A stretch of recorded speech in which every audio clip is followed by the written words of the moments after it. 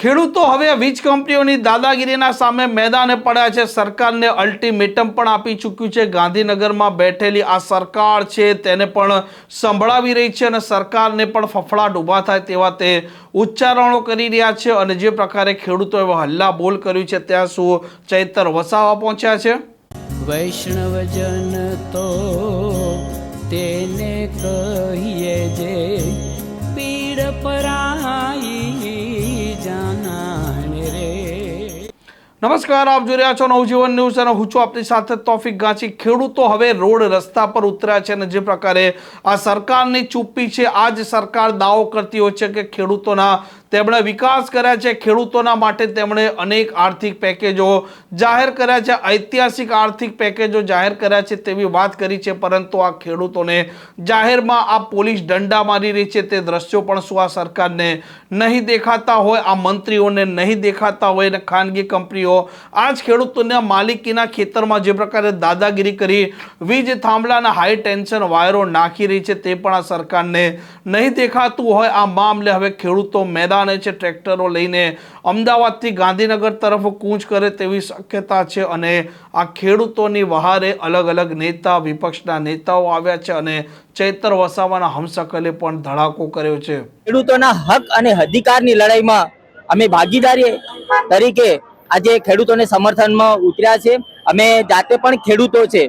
આ ભારતીય જનતા પાર્ટીની સરકાર, નરેન્દ્ર મોદીની સરકાર જે ખેડૂતો સામે અત્યાચાર કરી રહી છે અને આ ભારતીય જનતા પાર્ટીની સરકાર માત્ર અંબાણી અને અદાણીને જે ખેડૂતોની જે જમીન છીનવી અને જે પ્રોજેક્ટો આપી અને જે ખેડૂતોને અને ગરીબ આદિવાસીઓના જે હક અધિકારની જમીનો હોય કે એમની માંગણીઓ હોય, પણ આ ભારતીય જનતા પાર્ટીની સરકાર માત્ર અદાણી અને અંબાણીને વેચવા જઈ રહી છે।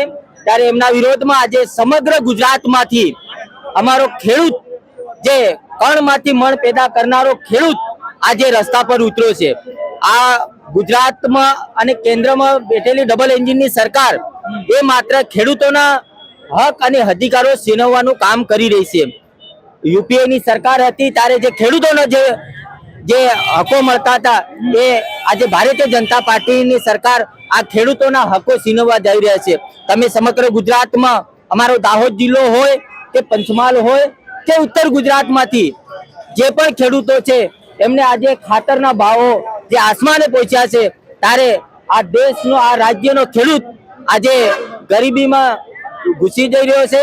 પણ આ ગુંગી બુએરી સરકાર હજી પણ જાગતી નથી। એના માટે આજે આ સરકારને જગાડવા માટે સમગ્ર ગુજરાતમાંથી ખેડૂતો આજે એકઠા થયા છે અને આ સરકાર સામે લડવા માટે અમે આજે ગાંધીનગર સુધી કૂચ કરવા જઈ રહ્યા છીએ। જનતા પાર્ટીની સરકાર માત્ર આક્ષેપો જ કરતી હોય છે। તમે જોવો છો કે જ્યારે પણ જે ગરીબોના હક અને અધિકાર માટે જ્યારે ખેડૂત હોય કે અન્ય કોઈ પ્રશ્ન હોય, આદિવાસીઓના પ્રશ્ન હોય, માઇનોરિટીના પ્રશ્ન હોય, એસસીના પ્રશ્ન હોય, આ 18 આલમના જ્યારે ગરીબોની જે વાત સરકાર સુધી પહોંચાડવાની હોય છે ત્યારે અમે કોંગ્રેસના કાર્યકર તરીકે અને આ ગરીબોના પડકે હંમેશા કોંગ્રેસ પાર્ટીનો કાર્યકર્તા અને કોંગ્રેસ પાર્ટી ઉભી રહી છે। આ માત્ર કોંગ્રેસ પાર્ટી નહીં પણ હવે આ ગુજરાતની ખૂણે ખૂણેમાંથી ખેડૂતો હોય કે વિદ્યાર્થીઓ હોય, તમામ હવે આ સરકારથી નારાજ છે। ખેડૂતો જાગી ગયા છે અને આવનાર સમયમાં આ ડબલ એન્જિનની સરકારની ઘર ભેગી કરવાનું કામ આ ગુજરાતનો ખેડૂત, ગુજરાતનો યુવાન આજથી જ આ સરકારને ઉખેડી ફેંકવાનું કામ કરશે।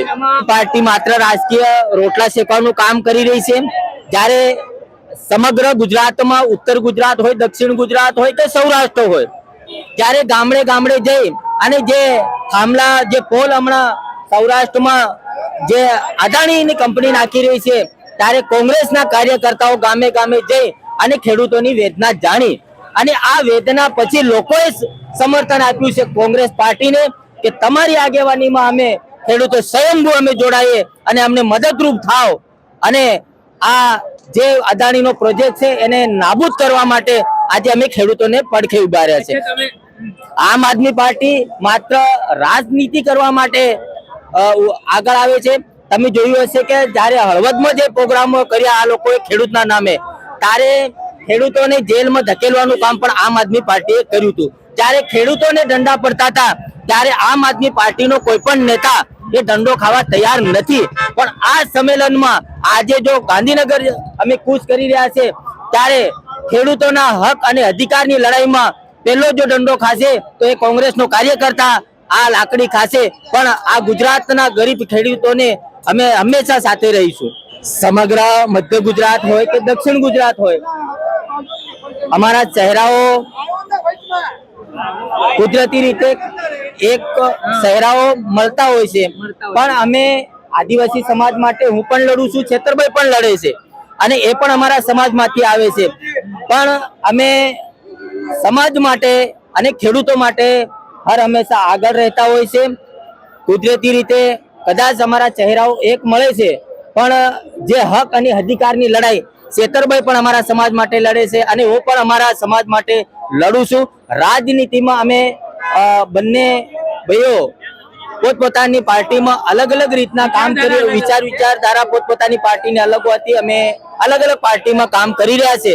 પણ ચોક્કસપણે ટૂંક જ સમયમાં છેતરભાઈ પણ અમારી સાથે કામ કરશે એવી હું કોંગ્રેસમાં જોડાય કે ના જોડાય, પણ મને વિશ્વાસ છે કે ખેડૂતોના હક અને અધિકાર માટે અને આદિવાસીઓના હક અને અધિકાર માટે આમંત્રણ આપ્યું છે. તો એ આમંત્રણ તો સમગ્ર ગુજરાતના તમામ ખેડૂતોને આપેલું છે. અને ચૈતર વસાવાને આમંત્રણ આપ્યું છે. આમ આ કોઈ રાજકીય રેલી નથી. આમાં ગુજરાતના ખૂણે ખૂણેથી ખેડૂતો સ્વયંભૂ જોડાયા છે. એમાં કોઈ પણ જાતનું આમંત્રણ કોઈ નેતાને આપવામાં આવ્યું નથી. પણ જો સાચા અર્થે ખેડૂતોના હક અધિકાર માટે જો લડતા હશે જે પણ નેતાઓ, એ આજે સ્વયંભૂ આ રેલીમાં જોડાશે. આ પ્રકારના સમાચાર માટે નવજીવન ન્યૂઝ ચેનલ સાથે જોડાયેલા રહો. નમસ્કાર.